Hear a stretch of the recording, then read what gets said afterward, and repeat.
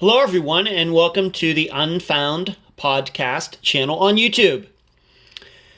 What I will be doing with this video is giving you a diagram, a kind of an idea of the wreck of Jacob Paddock-Weeks, Weeks' truck, the location, what it looks like happened in that accident, where it happened in relation to other prominent places in Colorado, and then we will take a look at the terrain around the area where this wreck occurred.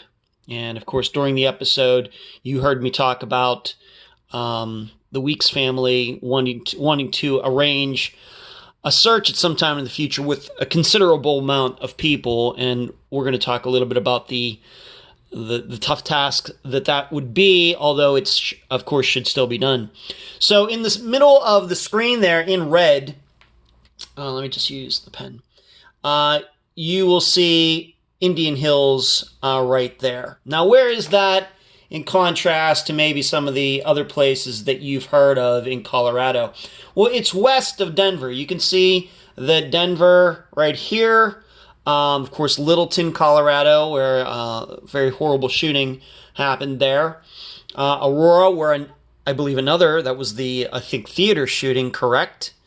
During one of the Batman movies was, I believe, in Aurora, Colorado. But you can see that where this red dot is, this little teardrop here, is where Indian Hills is. So it is, I guess what you would say, west and southwest Denver. So it's, as you can see, it's right on the edge of the metropolitan area. You can see over here these mountains, and you see some roads, but over here you can certainly see highways and, of course, roads that are going in perpendicular directions to each other. So very wild over here, and then suddenly it changes to Denver. And I've been to Denver a few times in my life, but that is where Indian Hills is compared to Denver, Colorado. And maybe I'll just zoom this out a little bit more so you can see a little bit more of that. Down here in the bottom left-hand corner, it's off the screen. Don't worry about that. So we'll just zoom right back in here so that's where Indian Hills is. So let me get that into the center, or close to the center. So this is the area where the wreck occurred. Once again, just to remind you, Denver is up in that direction. What happened during this wreck, as witnesses said, Jacob's truck, and we're just going to take for granted that Jacob was driving it for the purposes of this video. I think there are probably maybe a couple reasons to maybe believe that he wasn't. That'll be totally up to you. On Route 285, this is Route 285 that goes up this way. And I know it's a little confusing. It looks like it's going north, if not, of course, north and west. But actually, I think the way this is described on a map is this is actually an east and west highway, even though in this particular section it's going north and south. That's what happens when you try to build a road around mountains. The truck was coming up this way. And let me zoom in a little bit more. And he came to this section right here, US 285, Twin Forks, PNR, right in here. And what happened was, it seems that he was on the inside lane, so the passing lane on the inside nearest the guardrail. Of course, cars would be going this way, but he was going this way. And he came to this curve, and it seems he was going too fast. I think the police said that he might have been going 75, 80 miles an hour when the speed limit in here, I think, is 55. And that makes sense given this is in the mountains. And maybe I'll give you a street view to give you a better idea of this. He was coming this way, up this way, and he didn't make this turn right here. Going too fast, hit the inside guardrail, and then eventually the truck spun around and was actually pointing back the opposite direction. So actually, then when it spins around, his driver's door would be on this side of the picture instead of that side. Of course, he was going this way. The driver's side would be on the left side. But when it spins around, it would be on the right side. What the witness then says, and this happened during the day in the morning, that the driver got out, lit a cigarette, and then went down an embankment here and out of sight, and the driver was never seen again. So once again, truck coming up this way, hits the inside guardrail, spins around, doesn't hit any other cars, it's pointing back this way, and then the driver gets out and goes this direction. Never to be seen again. The state police get there not too long after that. They take a quick look around. I'm guessing that they think that this is a drunk driver and that he or she will show up somewhere down the road in a couple days. But of course, that's not what happened. They're not going to go in all over the place looking for someone like this. They're probably just happy that the person didn't kill somebody. Probably their attitude at that time. So what does this kind of look like? What does this area look like? Well, it's mountainous. There's no denying that. It is not one of the easier parts, of course, even though it is near Denver. You can see that it is mountainous. These are, look at this area like down here and there. Maybe I'll maybe zoom this out just a little bit. Okay, and kind of point it this way. Okay, so you can see the truck wrecked right here. He goes over the side. Of course, we talked about tiny town right here. We talked about that cemetery. Well, that cemetery is right here. You can see this windy road that goes the whole way up to that cemetery. And the Weeks family talked to the guy that took care of this area. But you can see this is mountainous. And just to zoom out here a little bit more, these right here, these are shadows of valleys right here, depending.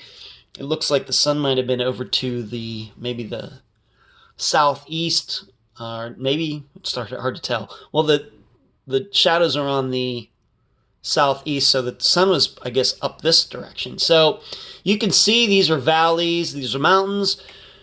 And it's not going to be the easiest area to search, but like I said, it needs to be done.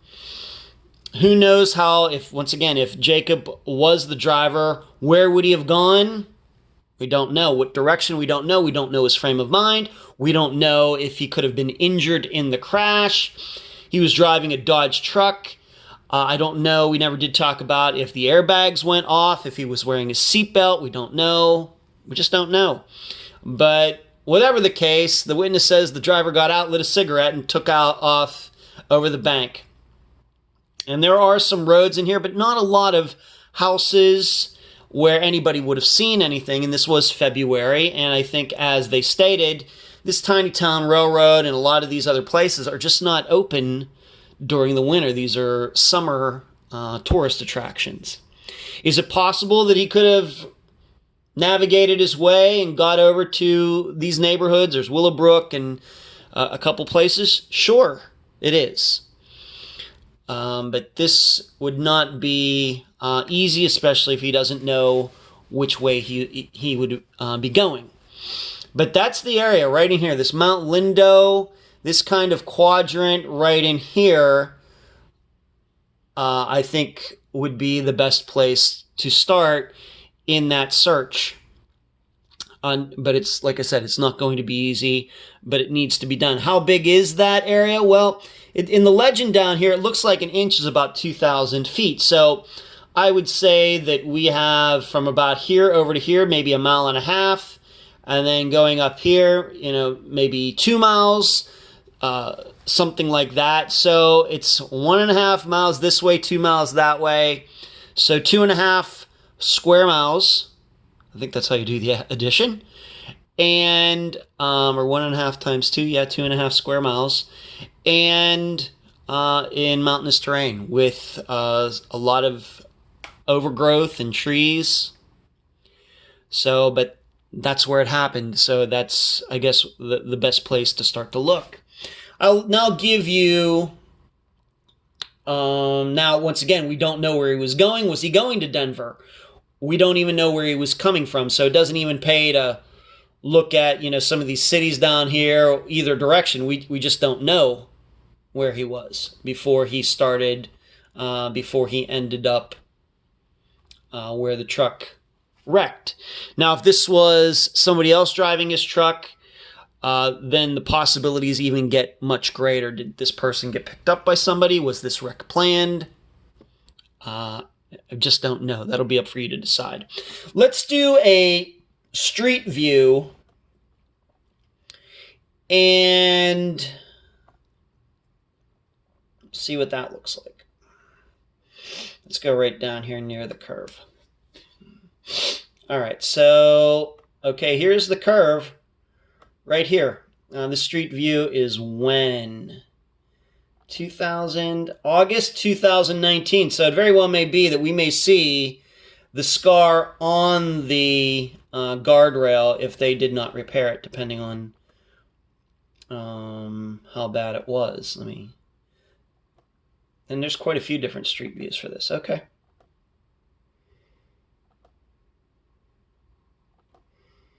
So this is the turn right here. This is the turn where it happened, right? Right in here.